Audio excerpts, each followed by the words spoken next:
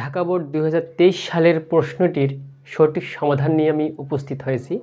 প্রিয় শিক্ষার্থীরা, পুরো ক্লাস জুড়ে আমি তোমাদের সঙ্গে আছি, মোহাম্মদ আবু তালেব। আমরা স্ক্রিনে প্রশ্নটা দেওয়ার চেষ্টা করতেছি, তোমরা একটু প্রশ্নটা দেখে নাও। আমি প্রশ্নটা পড়তেছি, আর যদি তোমাদের কাছে থাকে তাহলে বই খুলে বাহির করো। আমরা এখানে দেখতে পাচ্ছি জনাব শফিক হবে, এখানে ঠিক আমার লেখা নেই আর কি, একজন অবসরপ্রাপ্ত কর্মকর্তা। তিনি ৫,০০০ টাকা অভিহিত মূল্যে ৫ বছর মেয়াদি ৮% কুপন বন্ডে ১০ লক্ষ টাকা বিনিয়োগ করেন। প্রিয় শিক্ষার্থীরা, এখানে একটু মনোযোগ দিতে হবে যে জনাব শফিক ইনি কি করলো, ইনি একটা কাজ করলো। তিনি ৫,০০০ টাকা অভিহিত মূল্যে ৫ বছর মেয়াদি ৮% কুপন বন্ডে ১০ লক্ষ টাকা বিনিয়োগ করেন। কথা বোঝা গেছে? এরপর বাকি অংশটা পড়ি, তারপর বুঝাই দিই। প্রিয় শিক্ষার্থীরা, পরের অংশটুকু দেখো। প্রত্যাশিত আয়ের হার 10%। বন্ডের বর্তমান বাজার মূল্য ৪৫০০ টাকা। প্রিয় শিক্ষার্থীরা, আমি একটু যদি তোমাদেরকে এবার বলি যে জনাব শফিক একজন অবসরপ্রাপ্ত কর্মকর্তা ছিল। ইনি কি করলো, তিনি ৫,০০০ টাকা অভিহিত মূল্যে ৫ বছর মেয়াদি ৮% কুপন বন্ডে ১০ লক্ষ টাকা বিনিয়োগ করেন। তিনি ১০ লক্ষ টাকা বিনিয়োগ করেন। কোথায় বিনিয়োগ করেন? একটা কুপন বন্ডে। আমার কথা বুঝো, প্রশ্ন বুঝতে পারলে উত্তর অটোমেটিক বুঝবা। ম্যাক্সিমাম শিক্ষার্থী যেটা করে, প্রশ্ন বুঝে না কিন্তু উত্তরও জানে, কিভাবে করতে হবে সেটাও জানে, প্রশ্ন কিভাবে সলভ করতে হবে সেটাও জানে, আবার কিভাবে বিনিয়োগ সিদ্ধান্ত দিতে হবে সেটাও জানে, কিন্তু প্রশ্ন পড়ার পর বুঝে না। বোঝা গেছে? প্রশ্নটা তুমি যদি না বুঝো, উত্তর পেয়ে লাভ নেই। প্রশ্নটা আগে বুঝাই দিই। তাহলে জনাব শফিক নামে যিনি ব্যক্তিটি ছিল, ইনি কি কাজটা করছে বলেন তো? ১০ লক্ষ টাকা বিনিয়োগ করবে। খুব ভালো কথা। ৫ বছর মেয়াদি কুপন বন্ডে। কত বছর মেয়াদি? ৫ বছর মেয়াদি। ওকে, ফাইন। ৮% কুপন বন্ডে মানে 8% সুদ আর কি। আয়ের মান 8%। প্রত্যাশিত আয়ের হার বলছে 10%। খুবই ভালো কথা। এবার বন্ডের বর্তমান মূল্য ৪৫০০ টাকা। প্রিয় শিক্ষার্থীরা, এবার গ নাম্বারে এসে কি বলছে? বন্ডের বর্তমান মূল্য নির্ণয় করো। একটু মনোযোগ দিতে হবে। গ নাম্বারে কি বলেছে? বন্ডের বর্তমান মূল্য নির্ণয় করো। যেহেতু বলছে বন্ডের বর্তমান মূল্য নির্ণয় করতে, আমরা তাহলে বন্ডের বর্তমান মূল্য নির্ণয় করি। আমরা জানি বন্ডের বর্তমান মূল্য নির্ণয় করার বেশ কিছু সূত্র আছে। আমরা প্রত্যেকটা সূত্র আলোচনা করে দেখিয়েছি প্রথম পর্বে, তোমরা চাইলে সেটা দেখে আসতে পারো।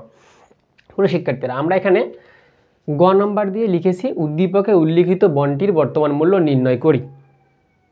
ওকে, দেওয়া আছে এফভি মানে ফেস ভ্যালু দেওয়া আছে কত? ৫,০০০ টাকা। ফেস ভ্যালু কত? ৫,০০০ টাকা। কারণ যে তিনি ৫,০০০ টাকা অভিহিত মূল্য, এই যে অভিহিত মূল্য যেটা, ওটা ফেস ভ্যালু ৫,০০০ টাকা আমরা লিখে ফেললাম। এরপর কি? আয়ের মান আছে ৮% বা 0.8। এই পার্সেন্টটাকে আমরা সবসময়, আয়ের মানটাকে আমরা সবসময় দশমিকে লিখবো। কিয়ামতের আগের দিন পর্যন্ত দশমিকে লিখতে হয়। কথা কি বোঝা গেছে? বোঝা গেছে। আমরা জানি এই 8%টা কি 8% হলো কুপন বন্ডে। তার মানে ভাইয়া এই 8% হলো আয়ের মান। কথা বোঝা গেছে? বোঝা গেছে। এখন আমরা যে কাজ করব, সুদের পরিমাণটা নির্ণয় করে নেব। তাহলে আমরা জানি ফেস ভ্যালুর উপর যদি টাকাটা কাটি, 8% কাটি, তাহলে আসে 400। তোমরা চাইলে এই ৫,০০০ টাকার উপর সরাসরি 8% কাটতে পারো, অথবা এই যে এখানে যেটা বাইর হয়েছে, এই যে এখানে যেটা বাইর হয়েছে 0.08, এই 0.08 দ্বারা যদি তুমি এখানে মাল্টিপ্লাই করো ৫,০০০কে, তারপরেও তোমার 400 আসবে। কথা কি বোঝা গেছে? তারপরেও তোমার 400 টাকা আসবে। এরপর দেখো মেজরিটি ভ্যালু দেওয়া আছে কত? ৫,০০০। ওই যে যেটা আমাদের ছিল, কি ছিল বলতো? অভিহিত মূল্য। আমরা সেটাকে মেজরিটি ভ্যালু ধরে নিলাম, সেটাকে আবার ফেস ভ্যালু ধরে নিলাম, যেহেতু আলাদা করে আর কোনো অ্যামাউন্ট দেওয়া নাই। ওকে, এই বিষয়টা নিয়ে আমরা প্রথম ভিডিওতে কথা বলেছিলাম। ওকে, কেডি সমান 10% বা 0.10 কেডি। কেন বলো তো? কারণ ওই যে প্রত্যাশিত আয়ের হার ছিল 10%। যেহেতু প্রত্যাশিত আয়ের হার ছিল 10%, এই কারণে আমরা কি করলাম? 0.10 দিয়ে দিলাম কেডির মান। ক্লিয়ার। এরপর দেখো আমরা কি করলাম? এন এর মান 5 বছর। ওই যে আমাদের এখানে বলেছিল 5 বছর মেয়াদি, যেহেতু বলেছিল 5 বছর মেয়াদি, এই কারণে আমরা এন এর মান 5 বছর দিলাম। তাহলে যে আমি ইনফরমেশনগুলো বসাইলাম, এই ইনফরমেশনগুলো বসানোটাকে বুঝতে পেরেছো? যদি ইনফরমেশনগুলো বসানো না বোঝো তাহলে আসলে কোনো লাভ নেই। কথা কি বুঝতে পারছো? কারণ এটা ম্যাথ তুমি নিজেও পাবা, ইনফরমেশন বসা না বুঝলে কিন্তু কাজ হবে না। প্রিয় শিক্ষার্থীরা একটু মনোযোগ দাও। আমরা প্রশ্নটা পড়লাম, আমার কাছে শুধু প্রশ্নটা মানে একটা পেজে লেখা আছে, ছোট্ট একটা পেজে লেখা আছে, সেখান থেকে দেখে দেখে পড়লাম এবং ওখান থেকে দেখে দেখে আমরা ইনফরমেশনগুলো বসাইলাম। এখন কোশ্চেন আসতে পারে ভাইয়া ইনফরমেশন বসানো তো আমরা বুঝলাম, এখন প্রশ্ন হচ্ছে যে সূত্র কোনটা হবে? সূত্র তো বেশ কয়েকটা আছে। একটা আছে শূন্য, একটা আছে কি চিরস্থায়ী, একটা আছে যে কুপন বন্ড, আরও আছে আমাদের সিওয়াই, ওয়াইটিএম, এগুলো আছে। তার মধ্যে কোন সূত্রটা হবে?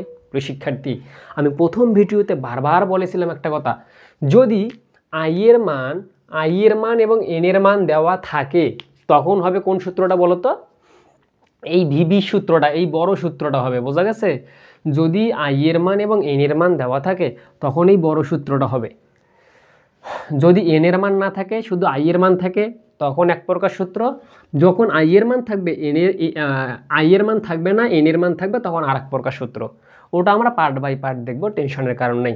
যদিও বা আমি অলরেডি বারবার ভিডিওগুলোতে বলেছি, যেহেতু এটা বিগত বছরের প্রশ্ন সমাধান করেছি, ওই আগের ক্লাসের ভিডিওগুলো যদি আবার এখানে রিপিট করি ভিডিও অনেক বড় হয়ে যাবে। প্রিয় শিক্ষার্থী একটু মনোযোগ দাও। আমরা জানি, এতটুকু মনে রাখবো, আই এর মান এবং এন এর মান দুইটা মানেই দেওয়া থাকলে যদি বন্ডের বর্তমান মূল্য নির্ণয় করতে বলে তাহলে এই সূত্রটা হবে। এতটুকুই যথেষ্ট। এইগুলো এরকম সব ম্যাথেই, হ্যাঁ। যদি তুমি দেখতে পারো যে বন্ডের বর্তমান মূল্য নির্ণয় করতে বলছে, কোন সূত্র হবে তুমি জানো না, আই এর মান এবং এন এর মান খুঁজবা, এই দুইটা মান থাকা মানে কি, এই যে বড় সূত্রটা, কাহিনী শেষ। প্রিয় শিক্ষার্থী এবার আসো, আমরা জানি যে সূত্রটা লিখে ফেলাম, আমরা এই সূত্রটা জানি, এই সূত্র নিয়ে আমরা বিস্তারিত আলোচনা করেছি। এরপর দেখো, আই এর মান আমরা কি জানি, এই যে আই আছে না এখানে, আই এর মান আমরা জানি কি, এই যে 400, এই যে আই এর মান আমরা 400 বসাইলাম, এই যে আই আছে, এই আই এর মান আমরা 400 বসাইলাম, গুণ আছে এখানে না, ওই যে গুণ আছে এখানে আমরা গুণ দিয়ে দিলাম, গুণ আছে গুণ দিয়ে দিলাম, ব্র্যাকেট আছে ব্র্যাকেট দিয়ে দিলাম, 1 আছে 1 দিলাম, মাইনাস আছে মাইনাস দিলাম, এই যে 1 আছে 1 দিলাম, মাইনাস আছে মাইনাস দিলাম, উপরে 1 আছে উপরে 1 দিলাম, ভাগ আছে ভাগ দিলাম, এই যে ব্র্যাকেট 1 প্লাস কেডিএন, ব্র্যাকেট 1 প্লাস দশমিক, মানে যে 1 প্লাস আছে না, এই যে 1 প্লাস দিলাম। কেডির মান আমরা কত জানি বলো তো? কেডির মান দেই নেই, এই যে কেডির মান 0.10, কেডির মান 0.10। আমরা জানি প্রত্যাশিত আয়ের হার কত? 10%। এই কারণে আমরা কেডিটাকে প্রত্যাশিত আয়ের দ্বারা মানে বোঝাই, কেডিটাকে প্রত্যাশিত আয় বোঝাই। বসাই দিলাম 0.10। মনে রাখবা কেডির মানটা কিন্তু সবসময় দশমিকে হবে। বুঝতে পেরেছো? কেডির মান কোথায় হবে? দশমিকে হবে। তাও আমরা দশমিকে লিখে দিলাম। উপরে এন এর মান কত? 5 বছর, এন এর মান 5 বছর লিখে দিলাম। ভাগ আছে ভাগ দিলাম কি কেডি, কেডির মান আমরা কত জানি? 0.10, এই যে 0.10 লিখলাম। মানে এখানে কিছুই না, দেখে দেখে দেখে দেখে ইনফরমেশনগুলো যেভাবে আছে ওইভাবে বসাইলাম।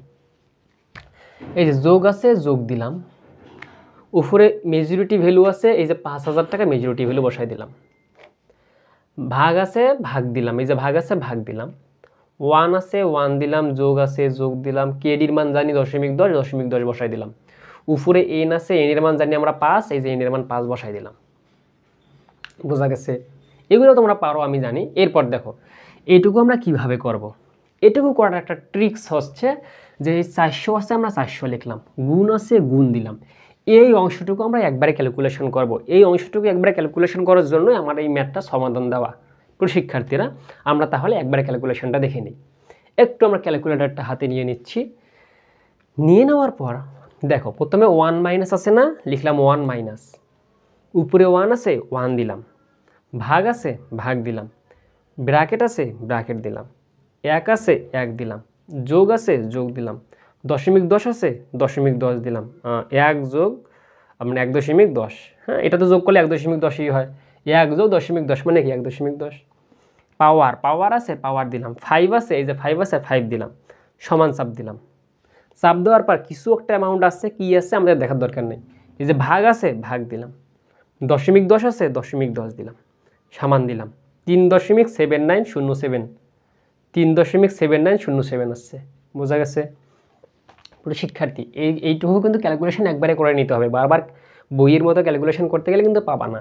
তাহলে এই অংশটুকু তোমরা এখানে লিখলা, এইটা একবারে ক্যালকুলেশন করে এখানে বসাইলা, যোগ আসে যোগ দিলা, এই অংশটুকু আবার ক্যালকুলেশন। প্রথমে ক্যালকুলেটারে 5000 দিবা, ভাগ চিহ্ন দিবা, ব্র্যাকেট দিয়ে 1.10 দিয়ে পাওয়ার দিয়ে 5 দিবা, তাহলে এই অ্যামাউন্টটা আসবে 3104। বা তোমার ওখানে 2-1 কম বেশি আসতে পারে, আমার সাথে হতেই পারে, কোনো সমস্যা নেই।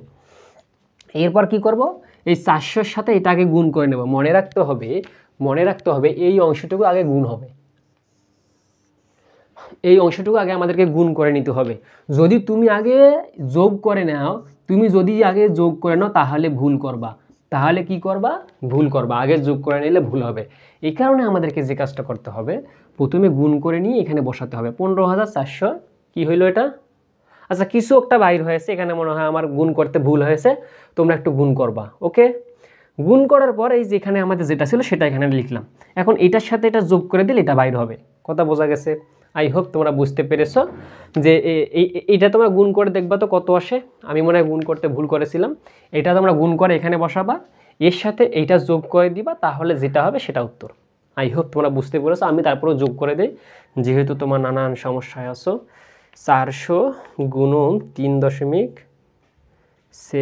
শিক্ষার্থীরা, তাহলে এটা আমাদের গুণ করে কত আসলো? এটা আসলো। আমি আরেকবার যদি দেখাই তোমাদের, 400 গুণন 3.7979 দিলাম, কত আসে? 1516। হ্যাঁ, এখানে আসে কত বলো তো? 1516 আসে। 1516.388 1516.388। ওকে, এর সাথে যদি আমরা এটা যোগ করি, যোগ দিলাম কত?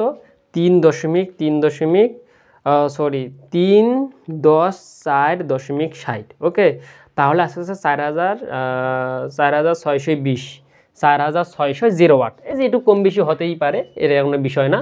তো আমি এটা তাহলে 20 করে দিই, যেহেতু এখন আবার 20 বাইর হইল, তাহলে 20 করে দিলাম। তাহলে এখানে বিষয়টা কিছুই না, খুবই ইজি ক্যালকুলেশনগুলো। হয়তো বা তোমার কাছে একটু গোলমাল পাকিয়ে যেতেই পারে, তো বিষয়টা তেমন না, প্র্যাকটিস করলে ঠিক হয়ে যাবে। তোমরা এতটুকু গুণ করে এখানে বসাবা, এই অংশটুকু যোগ করে এখানে বসাবা, এই অংশের সাথে এই অংশ যোগ করে যেটা হবে সেটাই উত্তর। দেখো 5, 10, 15, 20, 50 কম বেশি হতেই পারে, ওটা ভিন্ন কথা, তবে 5, 10 এটা কোনো বিষয় না। ওকে, আশা রাখছি বুঝতে পেরেছো। এখন আমরা ঘ নাম্বারটা নিয়ে আলোচনা করবো। প্রিয় শিক্ষার্থীরা, আমরা এখানে ঘ নাম্বারে দেখতে পাচ্ছি যে মেয়াদ পূর্তিতে আয়ের হার বিবেচনায় জনাব শরীফের বন্ডের বিনিয়োগ সিদ্ধান্ত মূল্যায়ন করো। তাহলে প্রিয় শিক্ষার্থীরা, আমরা তাহলে বিনিয়োগ সিদ্ধান্তটা মূল্যায়ন করি। কিভাবে মূল্যায়ন করতে বলছে যে মেয়াদ পূর্তিতে আয়ের হার বিবেচনায়, কিসের বিবেচনায়? মেয়াদ পূর্তিতে আয়ের হার বিবেচনায় করতে বলছে। কিসের ভিত্তিতে? মেয়াদ পূর্তিতে আয়ের হার বিবেচনায় জনাব শরীফের বন্ডের বিনিয়োগ সিদ্ধান্ত মূল্যায়ন করতে বলছে। তাহলে আমরা মূল্যায়ন করার চেষ্টা করি। প্রথমেই লিখলাম, দেয়া আছে, আমরা জানি মেয়াদ পূর্তিতে বন্ডের হারের সূত্র কি? এই যে YTM এর সূত্রটাই বসাইতে হয়, মানে মেয়াদ পূর্তিতে আয় হার মানে তো YTM। এই সূত্রটা তাহলে কি? I plus majority value minus sales value AN majority value sales value যোগ ভাগ 2 গুণ 100। এই সূত্র নিয়ে আমরা অলরেডি আলোচনা করেছি। মেয়াদ পূর্তিতে আয়ের হারের কথা বললে তখন এই সূত্র দিতে হবে। ক্লিয়ার? YTM মানে হলো L2 মেজরিটি। এরপর দেখো, আমরা জানি এখানে আই আছে, এই কারণে আই এর মান বাহির করে নিতে হবে। আমরা জানি এই আই এর মানটা আমরা কোন জায়গা থেকে বাহির করে নিছি বলো তো? গোয়া থেকে পেয়েছি। একটু যদি দেখি, যে গোয়া থেকে পাই আই এর মান, এই যে আই এর মান 5000 ইন্টু এটা। তাই আমরা ওটা আর এখানে দেখাইনি। কেন দেখাইনি? দেখাইলে একটু সময় বেশি লাগবে, তাই পরীক্ষার খাতায় এরকম ট্রিক্স অবলম্বন করতে হবে যে অনেক কিছু গোয়া থেকে প্রাপ্ত নিয়ে আসতে হবে। এরপর দেখো, তোমরা চাইলে দেখাই দিতে পারো, কোনো সমস্যা নেই। তোমরা এখানে করলা যে 5000 গুণ 0.08 বা 5000 গুণ 8%, তাহলে তো চলেই আসলো, কোনো সমস্যা নেই, যেটা ইচ্ছে করতেই পারো। এই যে মেজরিটি ভ্যালু, হ্যাঁ, এরপর আছে এমবি। আমরা জানি এমবির মান ছিল 5000। এমবির মান কত ছিল? এই যে 5000 বসাই দিলাম। এরপর কি ছিল? এই যে সেলস ভ্যালু। সেলস ভ্যালু আমাদের প্রশ্নের শেষে দেওয়া ছিল 4500। এই যে সেলস ভ্যালু দেওয়া আছে কত? 4500। এরপর আবারও মেজরিটি ভ্যালু তো এই যে মেজরিটি ভ্যালু আছে, সেলস ভ্যালু তো বলেই দিছি 2, এই 2 তো মান 2 এই। এরপর 100, এর মান আর কি চাও তোমরা। এরপর দেখো এই যে এন আছে, তাহলে এন এর মান আমরা কত জানি? এন এর মান আমরা 5 বছর জানি, 5 বছর বসাই দিলাম। এখন দেখো ইনফরমেশনগুলো বসাবো, কাহিনী শেষ। আই এর মান আমরা কত জানি? আই এর মান কত? 400। এই যে 400, যোগ আছে যোগ দিলাম, এই যে যোগ, ভাগ আছে ভাগ দিলাম, উপরে 5000 মাইনাস 4000, কেন মেজরিটি ভ্যালু কত 5000, 5000 মাইনাস মাইনাস সেলস ভ্যালু কত 4500, 4500 লিখে দিলাম, ভাগ ভাগ মেজরিটি ভ্যালু কত 5000 যোগ যোগ সেলস ভ্যালু 4500, 4500 গুণ 100, গুণ 100 ভাগ 2, এই যে ভাগ 2, কথা বোঝা গেছে? ক্লিয়ার। এবার আমাদের কাজ হচ্ছে, দেখো একটু মনোযোগ দাও, এটা থেকে এটা বিয়োগ করা, এটা থেকে এটা বিয়োগ করা। 5000 থেকে 4500 বিয়োগ করলে হয় 500, 500কে 50 দ্বারা ভাগ দাও, 500কে 5 দ্বারা ভাগ দাও, আসে কত 100, 100-র সাথে 400 যোগ করো, এই যে আসে 500। এই 500টা এইভাবে আসলো, কীভাবে আসলো? এটা থেকে এটা বিয়োগ করবা, বিয়োগ করার পর এটা দিয়ে ভাগ দিবা, ভাগ দেওয়ার পর যে উত্তরটা হবে সেটাই এর সাথে যোগ করবা, এই যে যোগ চিহ্ন আছে না, এর সাথে যোগ করবা, ভাগ আছে, এই যে ভাগ চিহ্ন। এরপর দেখো 5000 আর 4500 যোগ করো 9500, তাহলে 9500, এই যে ভাগ 2, তাহলে 9500কে 2 ভাগ করলে 4750 আছে, তাহলে যে গুণ 100, এই যে গুণ আমাদের 100, কথা বোঝা গেছে? বোঝা গেছে। তাহলে এখন 500 ভাগ 4750 গুণ 100 করলে আসে 10.53%। আমরা একটু করে দেখাচ্ছি যে 500 ভাগ 4750, ওকে 10.52 আমার এখানে আসছে 10.52.63, ওই তার মানে আমরা এখানে মার্কস করে 53 করে দিতে পারি, মানে 5 পার হইলে আর কি 1 বেশি ধরা যায়। প্রিয় শিক্ষার্থীরা, তাহলে এখন আমরা এখানে কি বলতে পারি যে কোথায় বিনিয়োগ করাটা ভালো হবে? যেহেতু বলছে যে বিনিয়োগ সিদ্ধান্ত মূল্যায়ন করতে, বিনিয়োগ সিদ্ধান্তটা আমি দিয়ে দিচ্ছি। দেখো আমাদের এই কেডির মান এখানে ছিল 10%, মানে প্রশ্নে আমাদের প্রত্যাশিত আয়ের হার কত ছিল বলো তো? প্রশ্নে আমাদের প্রত্যাশিত আয়ের হার বলেছিল 10%। তার মানে কি, সে প্রত্যাশা করে যে সে 10% লাভ করবে, বা তার 10% প্রফিট থাকবে, বা তার 10% ভালো জিনিস হবে। বিষয়টা বোঝার চেষ্টা করো, যেভাবে বুঝে এইভাবে বোঝার চেষ্টা করো। মানে প্রত্যাশিত আয় মানে কি, তার যে আয়টা হবে সেই আয়টা সে প্রত্যাশা করে যে 10% আমার হবে, কোনো সমস্যা নেই। কিন্তু এখন আমরা দেখতে পাচ্ছি যে 10.53% হয়ে গেছে, মানে ইল টু মেজরিটি সেটা কত পার্সেন্ট হয়ে গেছে? 10.53, মানে 10%-এর থেকে বেশি। যা প্রত্যাশা করেছিল তার থেকে একটু বেশি পেয়েছে, অবশ্যই বেশি পেয়েছে। তার মানে আমরা বলতে পারি যে এর নাম কি ছিল? জনাব শরীফের বিনিয়োগ সিদ্ধান্তটা ঠিক আছে। কথা বোঝা গেছে? তার বিনিয়োগ সিদ্ধান্তটা ঠিক আছে। প্রিয় শিক্ষার্থীরা, আশা রাখছি তোমরা বিষয়টা বুঝতে পেরেছো। তাহলে আজকের ক্লাসটি পর্যন্তই। ক্লাসটি কেমন লেগেছে অবশ্যই কমেন্টে জানাবা, এবং কোন বছরের কোন বোর্ডের ভিডিও চাও অবশ্যই আমি সেই বোর্ডের সেই বছরের ভিডিও আপলোড করে দেবো ইনশাল্লাহ। তাহলে আজকের ক্লাসটি পর্যন্তই। ভালো থাকো, সুস্থ থাকো, আল্লাহ হাফেজ।